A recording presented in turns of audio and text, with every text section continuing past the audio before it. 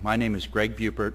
I'm a lawyer with the Southern Environmental Law Center in Charlottesville, Virginia. I appreciate the chance to address this subcommittee about the process for locating interstate natural gas pipelines. Right now, this is an issue of critical importance to communities in Virginia where I live and work. The transmission of natural gas from the Marcellus Shale is a new challenge for Virginia. We are looking for solutions. SELC supports a regional planning process that draws on input from affected communities for locating natural gas pipelines. Unfortunately, this legislation doesn't provide that opportunity. Instead, it would cut the public out of the process. It would lead to more conflicts and pose greater burdens on private property and local communities. In the last year, companies proposed 3 natural gas pipelines across Western Virginia. These pipelines, if they were built, would impact some of our state's most iconic landscapes, like the Blue Ridge Mountains and the Shenandoah Valley. They would cross many acres of public and private lands, and they have encountered broad opposition. The principal reason for the public's concern is that these projects are not innocuous undertakings. Take the Atlantic Coast Pipeline. During construction, this pipeline will impact almost 13,000 acres in 3 states. Any project at this scale would be disruptive, but then this will not be just any project. Much of the route will be built on private land acquired under the threat of eminent domain. Many landowners are concerned about the springs and wells on their property that provide their drinking water. One landowner in Lovingston told FERC that the pipeline would pass through 4 springs and 1 well, every single water source on his property.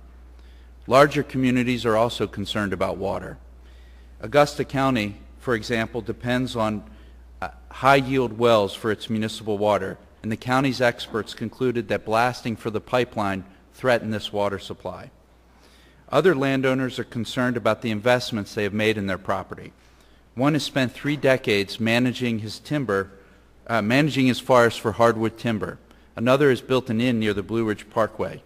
The pipelines would affect both. The point of these examples is that pipeline construction does not happen in a vacuum.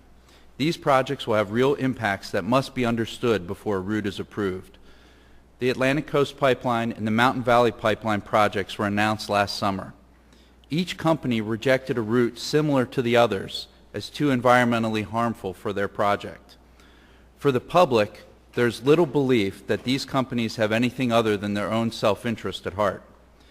What we need in Virginia right now is a regional plan. We need to know whether the demand for natural gas justifies new pipeline infrastructure in our state. And if a new pipeline is needed, we need to identify a route that is the most protective of private property, local communities, and the environment of the entire region. This approach only makes sense. We can agree, I think, that responsible, deliberate planning is how we should build large-scale infrastructure that impacts thousands of acres. We should avoid unnecessary construction by answering the question, do we need a new pipeline? And if the answer is yes, we need to find the best and least harmful way to do it. The designation of pipeline corridors on federal lands is one possible outcome of a regional planning effort, but this cannot and should not be done without public involvement. Nor should there be an arbitrary mandatory requirement that 10 such corridors be designated in the East. In Virginia and elsewhere in the Southeast, our public lands are intertwined with our communities. Shenandoah National Park and our national forests bolster our economy. They provide abundant clean water to our towns and our businesses, and they draw millions of visitors.